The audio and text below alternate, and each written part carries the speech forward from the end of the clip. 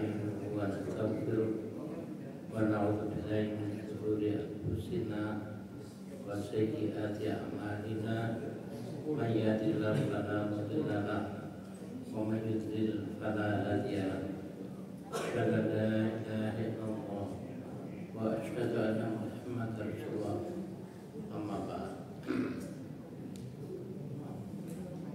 Kaum muslimin dan muslimat rahimakumullah, alhamdulillah pada malam hari ini kita dapat bersama-sama di rumah Allah Masjid Al-Falah dalam rangka beribadah dan juga talabul ilmi.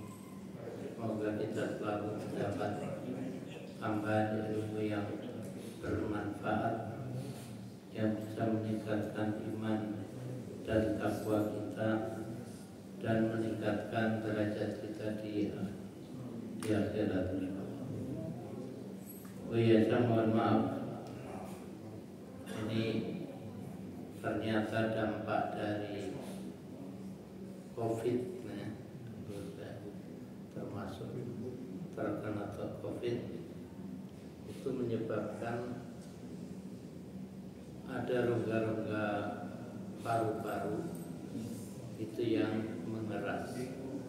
Seharusnya paru-paru itu semuanya elastis ya. Jadi dengan adanya bagian yang mengeras itu menyebabkan gangguan pernafasan. Jadi nafas saya sekarang ini pendek. Sehingga jangan heran kalau saya ngomong satu kata belum selesai sudah terputus, atau baca Al-Quran satu kata daripada ayat belum selesai sudah terputus di tengah karena nafasnya nggak cukup. Ya, mohon doanya saja semoga Allah memberikan kesembuhan dan kesehatan pada kita semua sehingga kita bisa beribadah kepada Allah dengan lebih baik, yang terutama mengingat semakin dekatnya ajal kita masing-masing. Insyaallah hari ini kita melanjutkan kajian tafsir ayatil ahkam, yaitu bagian yang ke-6. Di sini penulis menyitir satu ayat dari surat Al-Baqarah ayat 125. Allah berfirman, wa idh ja'alna al-baita a'udzu billahi minasyaitonir rajim wa idh ja'alna al-baita mathabatan lin-nasi wa amna wattakhidhu min maqami Ibrahim musalla wa ahidna ila Ibrahim wa Ismaila antahira baitiya lit-taifina wal-akifina wa ruk'is sujud, yang artinya wa il ja'alna al-baita, dan ingatlah ketika kami telah menjadikan Baitullah masabatan itu di dalam tafsir disebutkan tempat pergi dan pulang. Jadi umat Islam dari seluruh dunia pergi ke sana lalu pulang. Bahkan banyak yang mengulang-ulang pergi dan pulang. Itu namanya masabatan linnas untuk semua manusia, semua umat Islam, wa amna, dan menjadikan sebagai tempat yang aman. Wattakhadhu, nah ini nanti ada pembahasan. Ittakhadhu ini bisa dibaca wattakhidhu, bisa dibaca wattakhadhu. Kalau wattakhidhu artinya jadikanlah. Kalau wattakhadhu artinya mereka menjadikan. Min maqami Ibrahim musalla, dari tempatnya maqam. Maqam itu dari qama yakum, kiamat, berdiri. Maqam tempat berdiri.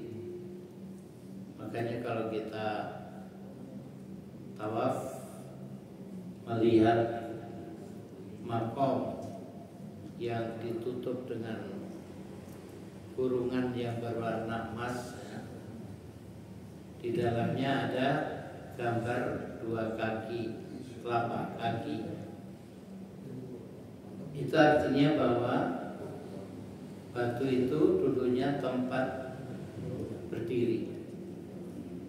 Maqam Ibrahim, tempat berdirinya Nabi Ibrahim. Musalla, yaitu untuk menjadikan tempat berdirinya Nabi Ibrahim. Maksudnya sekitarnya itu dia dijadikan tempat sholat. Wa ahidna ila Ibrahim wa Ismaila, dan kami janjikan kepada Ibrahim dan Ismail antahira, supaya kalian berdua selalu menyucikan baitiya lit-taifina, ya, rumahku untuk orang-orang yang tawaf, wal akifina, dan orang-orang yang i'tikaf, wal ruk'is sujud, dan orang-orang yang rukuk dan sujud. Kemudian dalam pembahasannya, wattakhadhu min maqami Ibrahim musalla, qara'a Nafi wa Ibnu Amir bi fathil qaf. Ya, jadi wattakhadhu min maqami Ibrahim musalla. Wattakhadhu tadi qara'a Nafi, telah membaca, yaitu Nafi, seorang ulama dari ahli Quran, ya, yang ahli di bidang Al-Quran. Ibnu Amir, mereka membaca dengan memfathahkan kha, jadi wattakha, bukan wattakhi. Nanti yang lain membacanya wattakhi. Nafi dan Ibnu Amir membaca wattakha, ala annahu fi'lun madhi, bahwa ittakhadha itu adalah kata kerja masa lalu. Wa qara al-babur ala sighatil amr, sedangkan ulama-ulama lain membaca dalam bentuk amr, dalam bentuk perintah. Jadi wattakhidhu, jadikanlah, ya. Bedanya apa? Kalau wattakhadhu min maqami Ibrahim musalla, mereka menjadikan dari makam Ibrahim di sekitarnya sebagai tempat sholat. Makanya kita biasanya selesai tawaf itu disunahkan untuk sholat di belakang makam Ibrahim 2 rakaat. Atau wattakhidhu, dan jadikanlah sekitar tempat makam Ibrahim yaitu sebagai tempat sholat, perintah untuk semua orang yang beriman.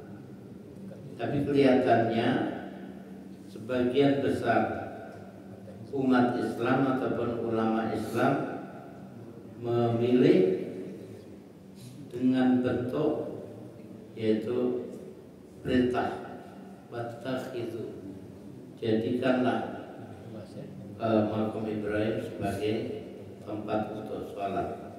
Wal makom fil lughah, makom dalam bahasa Arab itu artinya maudhi al-qiyam, tempat berdiri. Tempat berdiri. Jadi dulu Nabi Ibrahim dan Nabi Ismail dalam membangun Ka'bah itu perlu semacam tangga begitu ya, untuk meletakkan ya, kalau dulu kan bukan dari batako ya, membangun Ka'bah.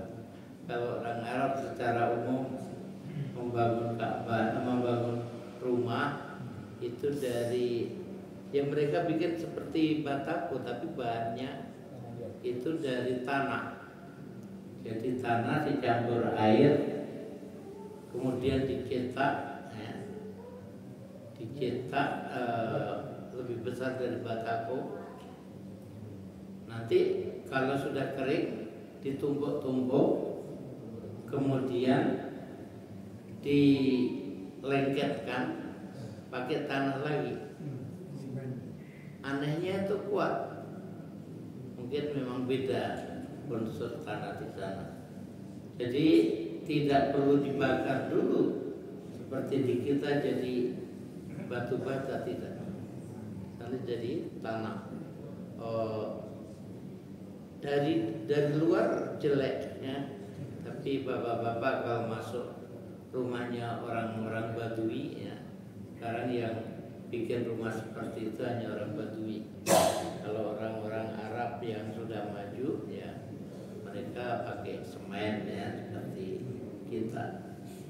Jadi rumah orang Badui itu dari luar jelek ya, karena dibuat dari tanah.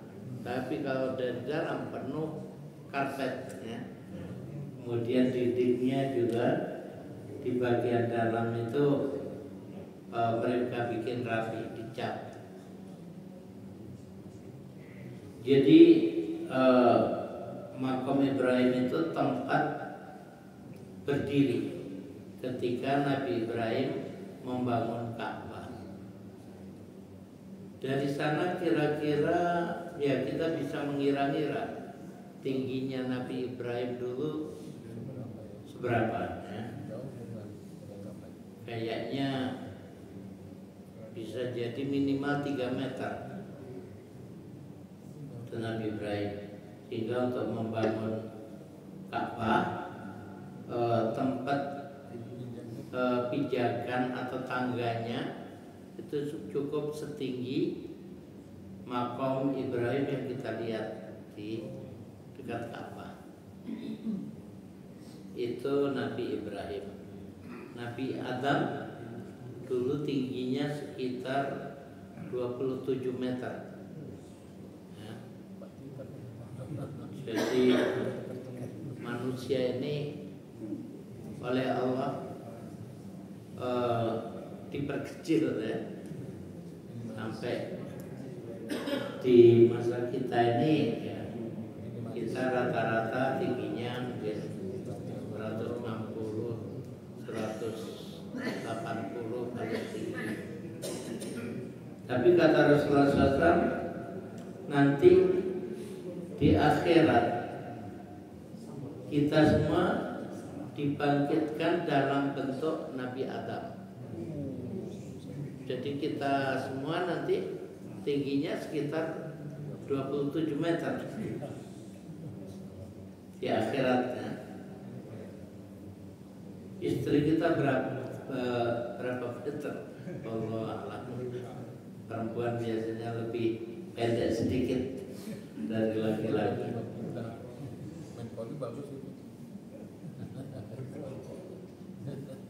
Waktu di fafitain al-maqam ala aqwal aswahiha annahul hajar alladhi ya'rifuhun nas wa yusalluna indahu rak'atai tawaf.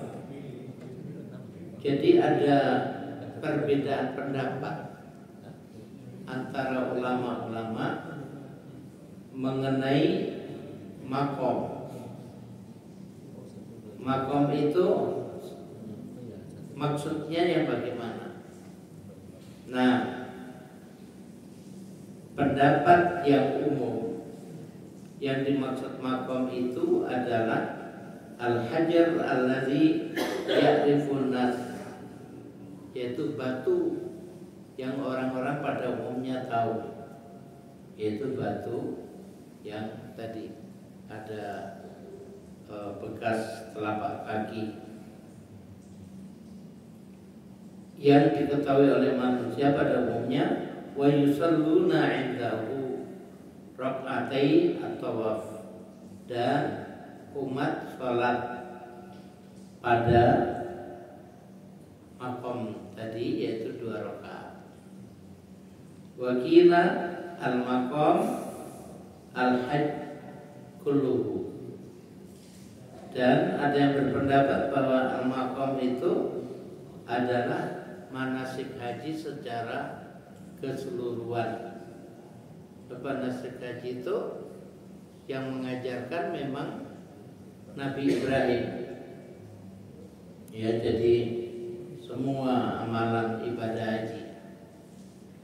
Saya belum membaca cerita kalau Nabi Adam dulu hajinya bagaimana. Tapi yang jelas kalau zaman kita ini hampir semuanya dari amalan Nabi Ibrahim, sebagian kecil amalan Siti Hawa, kayak sa'i antara Safa dan Marwah, itu ada amalan Siti Hawa. Tapi yang lain-lain kayak lempar jumrah, menyembelih korban, kemudian bermalam di Muzdalifah dan lain sebagainya, itu ada amalan Nabi Ibrahim. Jadi sebagian ulama mengatakan makom Ibrahim itu ya seluruh amalan atau manasik haji. Kemudian waruya tadi ka'anaka wa mujahid, yang mengatakan bahwa al-maqam itu artinya seluruh manasik haji, itu adalah riwayat dari Atha dan Mujahid. Wakila Arafah wal Muzdalifah, ada yang memaknai makom itu adalah maksudnya tempat, yaitu Arafah dan Muzdalifah. Baru ya an Atha aidan, itu juga ada riwayat dari riwayat Atha. Wa qala Sya'bi al-haram kullu maqam Ibrahim, sedangkan mufassir yaitu Asy-Sya'bi itu mengatakan bahwa al-haram kullu, tanah haram keseluruhannya itu adalah maqam Ibrahim. Wa ruwiya an Mujahid, dan itu diriwayatkan oleh Mujahid. Wa akhrajal Bukhari wa ghairuhu min hadits Anas an Amr bin an Umar bin Al-Khattab. Lalu ada juga dalam riwayat Bukhari di mana Umar bin Khattab mengatakan, wafaqtu Rabbi fi salas wa wafaqani Rabbi fi salas. Qulna ya Rasulullah. Ya. Jadi Umar ini cerita bahwa Tuhanku telah wafaq itu memberi taufik ya, memberi taufik di sini artinya bahwa apa yang diinginkan Umar itu oleh Allah diwujudkan. Jadi kalau kita mendoakan orang supaya mendapat taufik dan hidayah, taufik itu artinya bahwa apa yang kita inginkan terlaksana, apa yang kita rencanakan sukses. Jadi sukses itu ada taufik dan hidayah, petunjuk secara keseluruhan. Jadi Umar mengatakan bahwa Tuhanku menyepakatiku, artinya mengabulkan dalam 3 perkara. Aku pernah berkata kepada Rasulullah, ya Rasulullah, lawit takhadta min maqami Ibrahim musalla. Umar berkata, ya Rasulullah, alangkah baiknya kalau engkau jadikan makam Ibrahim itu sebagai tempat sholat. Ya, ini omongan Umar. Pada jalan wattakhidhu min maqami Ibrahim musalla. Jadi setelah omongan Umar ini turunlah ayat wattakhidhu min maqami Ibrahim musalla. Jadi Allah mengabulkan. Langsung Allah turunkan perintah dan jadikanlah makam Ibrahim sebagai tempat sholat. Itu satu. Umar usul kepada Rasulullah, Allah langsung menurunkan ayat. Kemudian waktu itu ya Rasulullah, inna nisa'aka yadkhulu alaihim albir wal fajir. Kalau amar tahunna ayat tajibna. Dan Umar pernah, ini yang kedua ya. Yang kedua, Umar pernah berkata kepada Rasulullah SAW, baik Rasulullah, sesungguhnya masuk kepada istrimu, maksudnya orang-orang ya datang kepada istri Nabi untuk bertanya. Yang datang kepada mereka itu ada orang yang baik, ada orang yang tidak baik. Oleh karena itu alangkah baiknya kalau engkau perintahkan istri-istrimu untuk berhijab. Maksudnya untuk pakai cadar. Fanazalat ayat al-hijab. Maka turunlah ayat yang memerintahkan istri-istri Nabi untuk pakai cadar.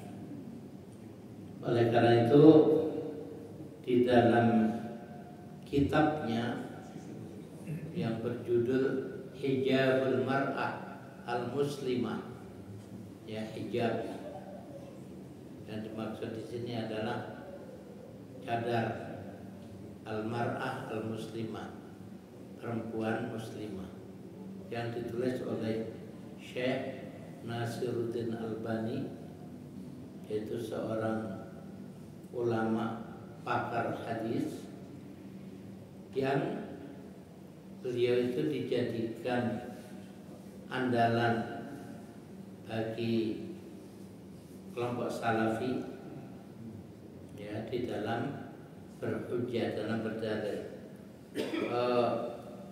Syekh Nasiruddin Albani itu justru berpendapat bahwa cadar bagi muslimah itu tidak wajib. Yang wajib itu hanya istri-istri Nabi, putri-putri Nabi. Dalil Syekh Nasiruddin apa? Nah, di dalam kitabnya itu ditunjukkan bukti-bukti bahwa para sahabiah pada zaman Nabi umumnya tidak pakai cadar. Seandainya cadar wajib, tentu para sahabiah nggak ada yang tidak bercadar. Ya, jadi sesuai dengan asbabun nuzul yang diceritakan Umar dalam hadis Al-Bukhari ini, bahwa perintah untuk pakai cadar itu setelah Umar usul, wahai Rasulullah, sesungguhnya datang kepada istri-istrimu orang yang baik dan orang yang enggak baik, maka perintahkanlah istri-istrimu untuk pakai cadar. Maka turunlah ayat yang menyuruh para istri Nabi untuk bercadar. Itu yang kedua. Kemudian yang ketiga,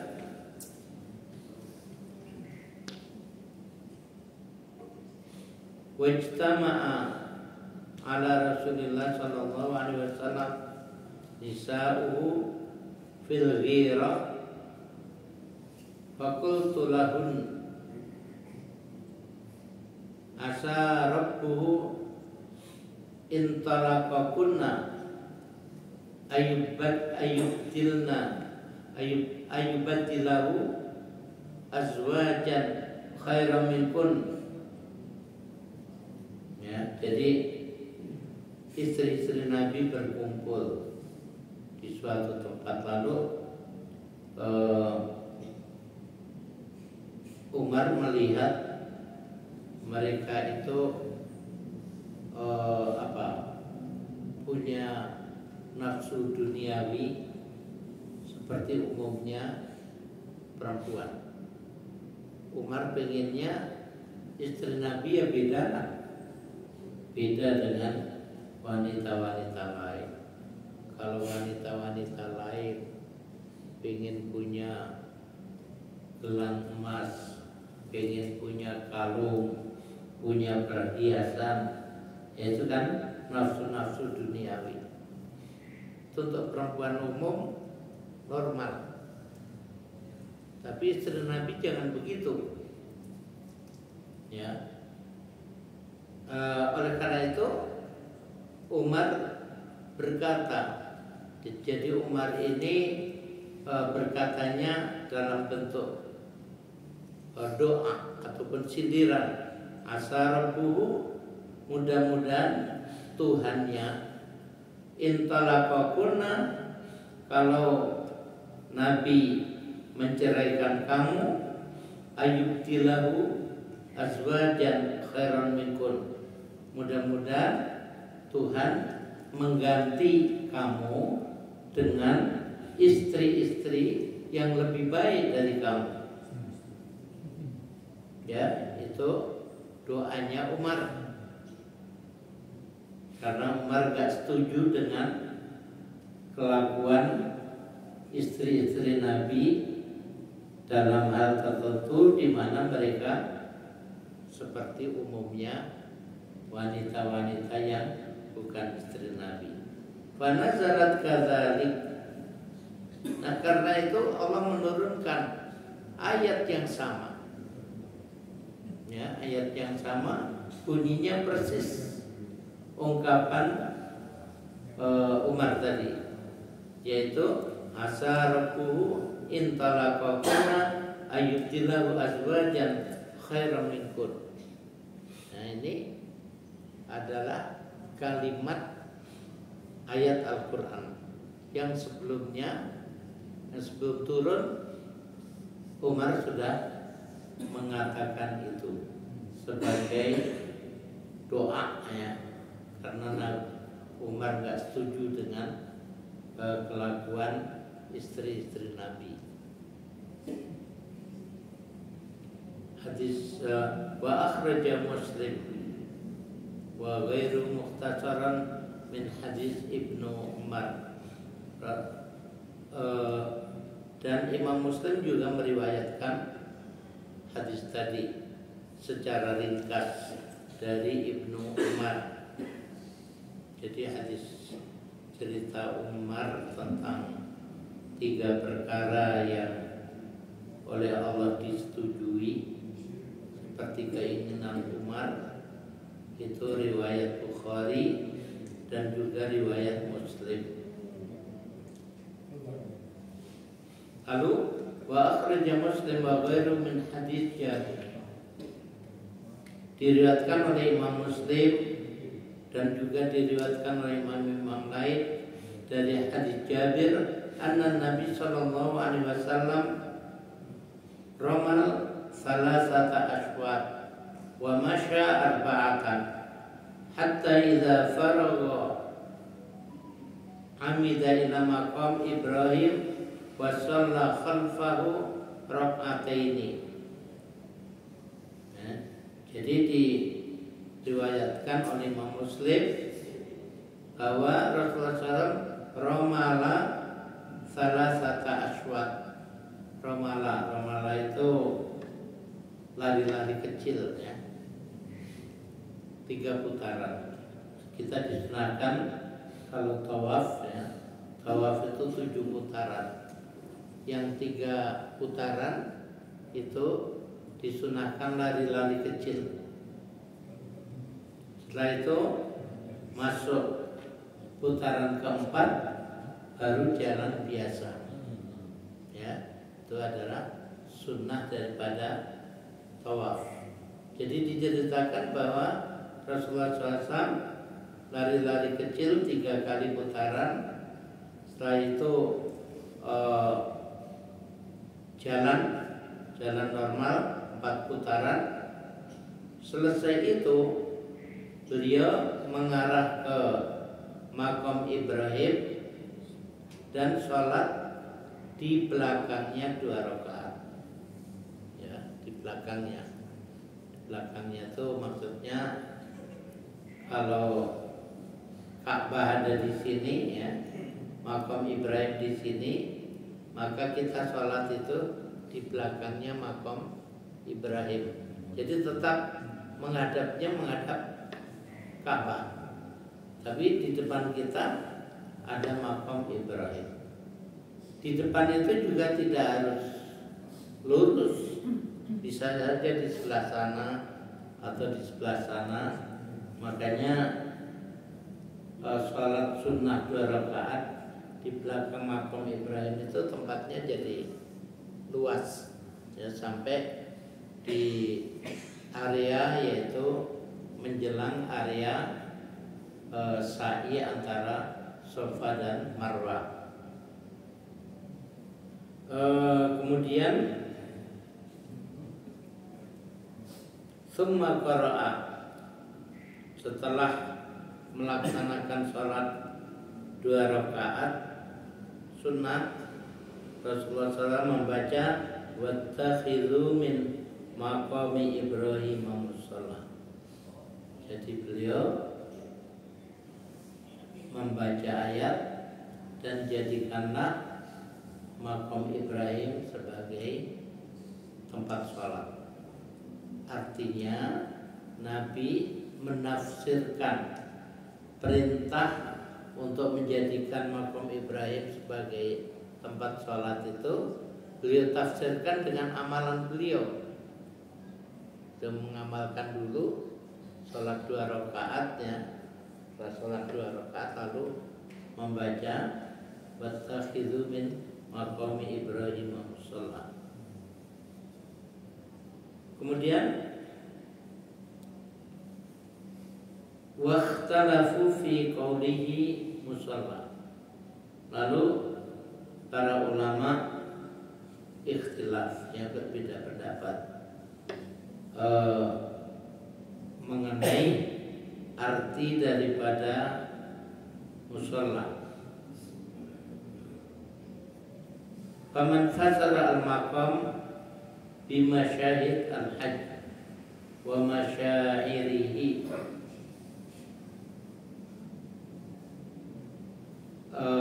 ada yang menafsirkan al-maqam sebagai masyhad. Masyad itu apa ya? Suatu yang nampak secara umum ya. Apa namanya? Pemandangan ibadah haji secara umum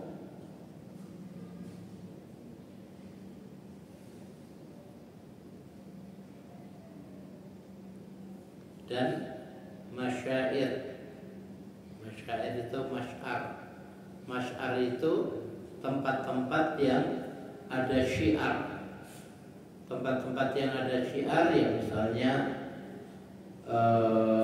apa itu namanya, wadi, lupa namanya. Jadi kalau kita dari Musdalifah mau ke Mina, itu kita melalui satu lembah. Lembah itu tempat di mana dulu tentara gajah, tentara Abraha dihancurkan oleh burung ababil. Ya.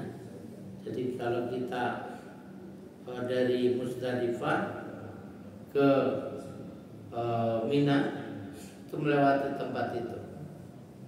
Sebagian ulama ada yang menyarankan kalau kita ambil kerikil-kerikil itu ambil dari sana. Sama saja. Subhanallah. Tak terasa. Ya, baik. Qartul ta'ala. Allahu Akbar, Allahu Akbar. Allahu Akbar, Allahu Akbar. Asyhadu an la ilaha illallah. Asyhadu an la ilaha illallah. Asyhadu anna Muhammadar Rasulullah. Asyhadu anna Muhammadar Rasulullah.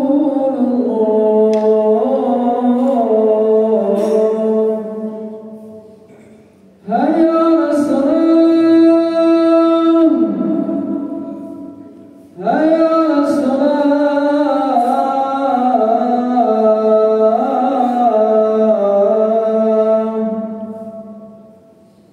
Hayya 'alal falah.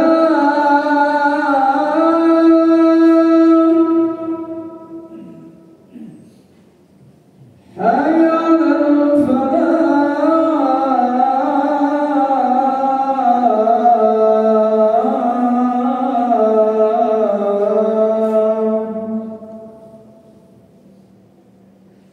Allahu Akbar, Allahu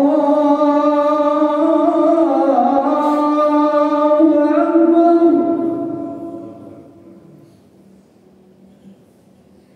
La ilaha illallah.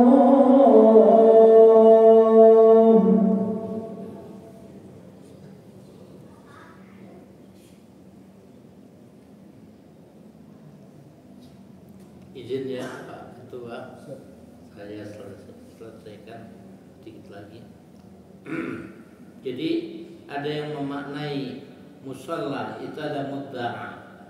Mudda'a itu tempat berdoa. Ya, jadi jadikanlah makam Ibrahim sebagai tempat berdoa. Kemudian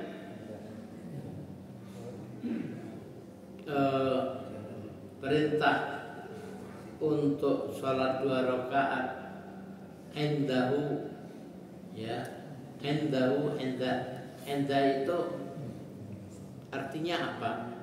Nah di sini dikatakan bahwa endahu itu di sekitar makam Ibrahim. Jadi sholat sunat 2 rakaat itu di sekitar makam Ibrahim. Kalau di sekitar itu bisa kanan, kiri, depan, belakang. Tapi kemudian dijelaskan bahwa untuk makna yang umum ini kita kembali pada contoh Nabi. contoh Nabi bagaimana? Contoh Nabi ternyata beliau sholatnya di belakang makam Ibrahim menghadap Ka'bah ya. Jadi posisi Nabi di belakang makam Ibrahim, bukan di depannya. Kalau di depannya boleh enggak? Ya boleh, tapi bukan sholat di makam Ibrahim. Kita sholat misalnya sholat Jumat ya, sholat Jumat itu softnya ada memang yang di depan makam Ibrahim, nggak apa-apa karena memang niatnya sholat Jumat. Tapi kalau niatnya sholat di makam Ibrahim, maka harus di belakang makam Ibrahim seperti dicontohkan Nabi.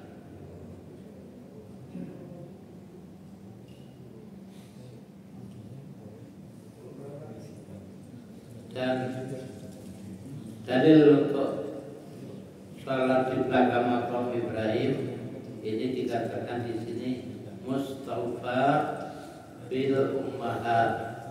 Jadi banyak di dalam kitab-kitab utama yaitu kitab hadis. Wal hadis sahihah, dan hadis-hadis itu semuanya hadis yang sahih.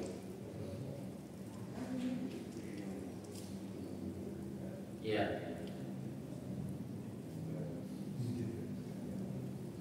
Kemudian diceritakan bahwa makam Ibrahim itu tadinya mepet ke bangunan Ka'bah. Ya. Kalau sekarang ini kan ada jarak mungkin sekitar 5 meter barangkali ya. Nah tadinya itu mepet ke Ka'bah, lalu oleh Umar dipindah. Jadi yang pindah makam Ibrahim dari tempat yang mepet ke Ka'bah ke tempat yang kita lihat sekarang itu adalah Khalifah Umar.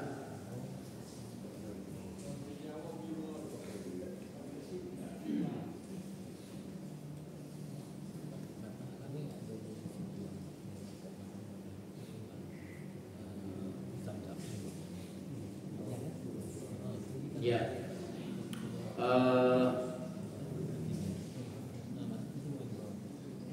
saya kira sementara cukup.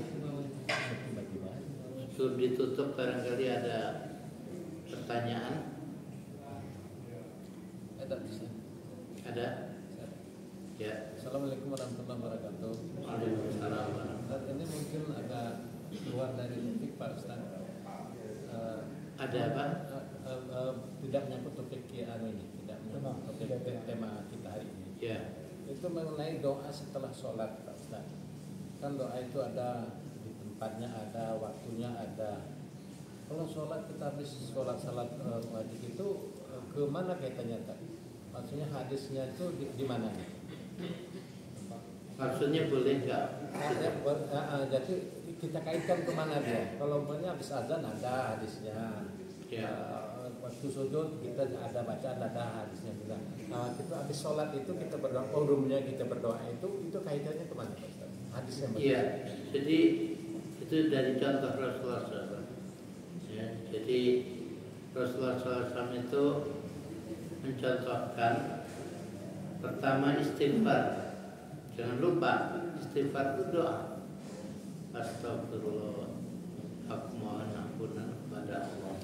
Ya itu doa 3 kali. Setelah itu Allahumma anta salam dan seterusnya. Kemudian di situ ada Allahumma a'inni ala zikrika wa syukrika wa husni ibadatik. Ya Allah, tolonglah aku untuk selalu zikir kepadamu atau ingat kepadamu dan bersyukur kepadamu dan beribadah dengan cara yang terbaik kepadamu. Ini doa. Ya.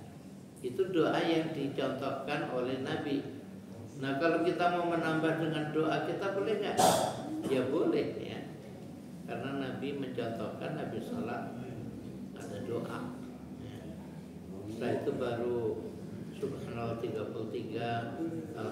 Akbar 33, Allahu Akbar 33. Yang nggak betul itu habis sholat jamaah diajak baca Al-Fatihah, itu nggak pernah dilakukan Nabi. Setelah baca Al-Fatihah, imam berdoa, makmum jamaah mengamini, itu juga nggak ada contoh dari Nabi. Setelah berdoa bubar. Kalau masjid-masjid lain kan urutannya gitu. Begitu salam, imam mengajak baca Al-Fatihah, lalu berdoa diamini, lalu bubar. Itu nggak ada contoh dari Nabi. Jelas? Ya. Masih ada?